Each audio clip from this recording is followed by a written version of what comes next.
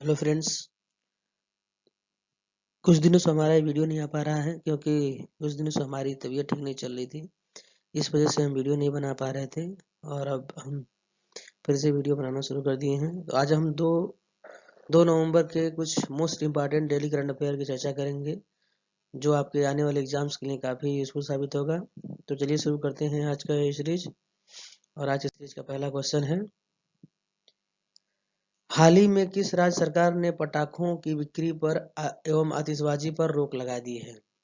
किस राज्य सरकार ने पटाखों की बिक्री एवं आतिशबाजी पर रोक लगा दी है? इसका सही उत्तर है ऑप्शन सी, राजस्थान सरकार ने पटाखों की बिक्री एवं आतिशबाजी पर रोक लगा दी है। इंपॉर्टेंट फैक्ट देखते हैं।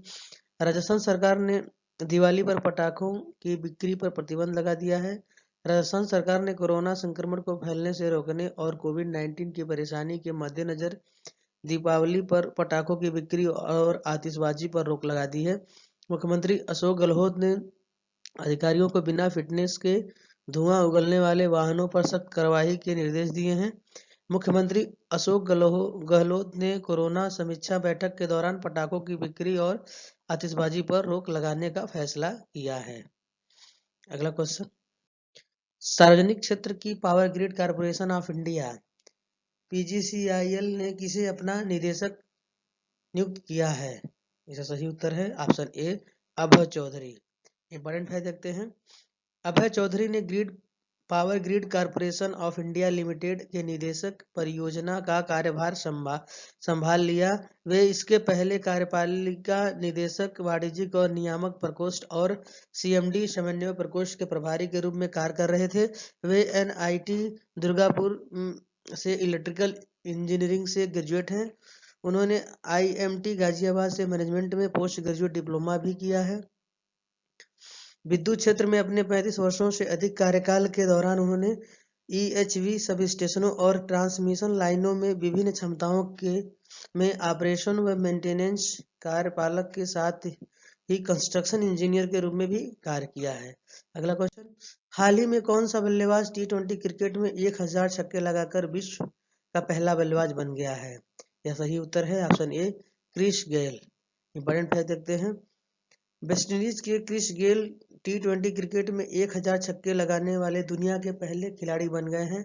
उन्होंने इंडियन प्रीमियर लीग आईपीएल में किंग 11 पंजाब की ओर से खेलते हुए राजस्थान रॉयल के खिलाफ यह उपलब्धि हासिल की। वेस्टइंडीज के कीरोन पोलार्ड 690 छक्कों के साथ दूसरे नंबर पर हैं। वहीं न्यूजीलैंड के पूर्व खिलाड़ी बेडन मैकुलम 485 छक्कों के साथ तीसरे और ऑस्ट्रेलिया के शेन वाटसन 467 छक्कों के साथ चौथे नंबर पे हैं। अगला क्वेश्चन, राष्ट्रीय एकता दिवस नेशनल यूनिटी डे निम्न में से किस दिन मनाया जाता है? इसका सही उत्तर है ऑप्शन डी, 31 अक्टूबर के दिन राष्ट्रीय एकता दिवस के रूप में मनाया जाता है। इंपॉर्टेंट फैक्ट देखते हैं। राष्ट्रीय एकता दिवस प्रत्येक साल 31 अक्टूबर को मनाया जाता है। साल 2014 से हर साल 31 अक्टूबर को राष्ट्रीय एकता दिवस के रूप में मनाया जाता है। सरदार वल्लभ के राष्ट्र एकजुट करने के प्रयासों को स्वीकार करने के लिए राष्ट्रीय एकता दिवस मनाया जाता है। यह दिन भारतीय इतिहास में पटेल के योगदान के बारे में जागरूकता फैलाने का उद्देश्य रखता है। सरदार पटेल भारत के एकीकरण के लिए जाने जाते हैं, इसीलिए राष्ट्रीय एकता दिवस उनकी जयंती 31 अक्टूबर को हर साल मनाया जाता है। अगला क्वेश्चन, केंद्र सरकार ने सैनिक स्कूलों में ओबीसी को निम्न में से कितने प्रतिशत आरक्षण देने की घोषणा की है? इसका सही उत्तर है ऑप्शन सी, 27%। इंपॉर्टेंट फैक्ट देखते हैं। केंद्र सरकार ने सैनिक स्कूलों में ओबीसी को 27% आरक्षण देने की घोषणा की है। बता दें कि रक्षा मंत्रालय के तहत कार्य करने वाले सैनिक स्कूल सोसाइटी देश के ऐसे 33 आवासीय विद्यालयों का प्रबंधन करती हैं। यह आरक्षण नीति शैक्षणिक सत्र 2021-22 से लागू होगी। सरकार के अनुसार प्रत्येक सूची में 15% सीटें अनुसूचित जाति के लिए आरक्षित हैं, 7.5% सीटें अनुसूचित जनजाति के लिए और 27% सीटें गैर क्रीमी लेयर ओबीसी के लिए हैं। अगला क्वेश्चन, भारत के किस महिला पहलवान ने सिंगापुर में लगातार तीसरी बार mixed martial arts MMA championship का खिताब जीत लिया है?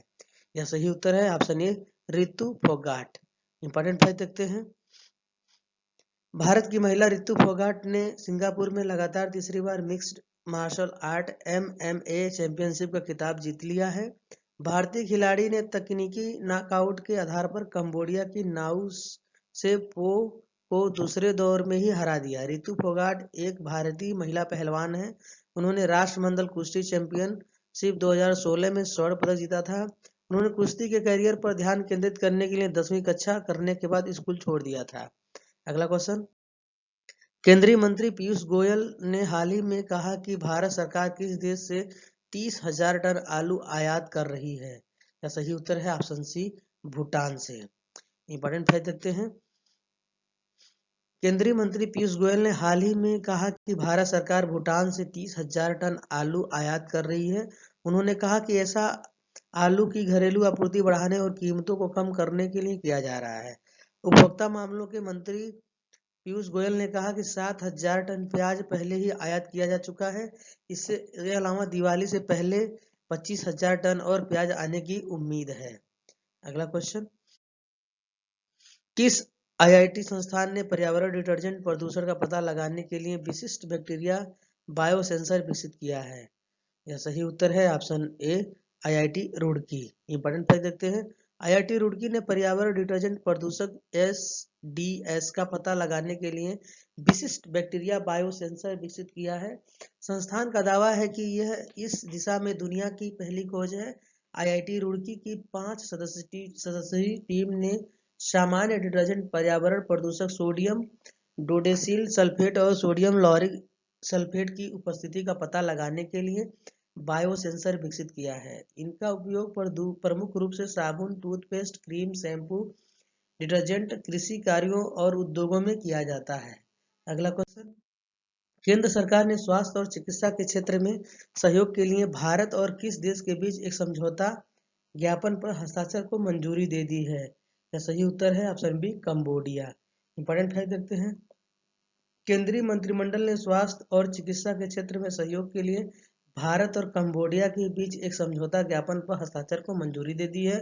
इस संबंध में स्वास्थ्य मंत्रालय द्वारा जारी बयान के अनुसार यह समझौता ज्ञापन स्वास्थ्य क्षेत्र में संयुक्त पहल और प्रौद्योगिकी विकास के माध्यम से दोनों देशों के बीच सहयोग को प्रोत्साहित करेगा। यह समझौता हस्ताक्षर होने की तिथि से 5 वर्षों की अवधि के लिए लागू होगा और इससे भारत और कंबोडिया के द्विपक्षीय संबंध काफी मजबूत होंगे। अगला क्वेश्चन और इस श्रृंखला का अंतिम क्वेश्चन, विश्व नगर दिवस निम्न में से किस दिन मनाया जाता है? यह सही उत्तर है ऑप्शन ए, 31 अक्टूबर को विश्व नगर दिवस के रूप में मनाया जाता है। इंपॉर्टेंट फैक्ट देखते हैं। 31 अक्टूबर को विश्व नगर दिवस मनाया जाता है। इस दिन का उद्देश्य वैश्विक रूप से न्यू अर्बन एजेंडा को लागू करने के लिए अंतर्राष्ट्रीय समुदाय के हित को बढ़ावा देना है। यह अवसरों को पूरा करने और शहरों में शहरीकरण की चुनौतियों का सामना करने में देशों के बीच सहयोग बढ़ाने को भी सुनिश्चित करता है। दुनिया की लगभग आधी आबादी अब शहरों में रहती है। So friends, thanks for watching education for all. अगर ये वीडियो आपको पसंद आए तो please like, share and subscribe. So thanks, all the best.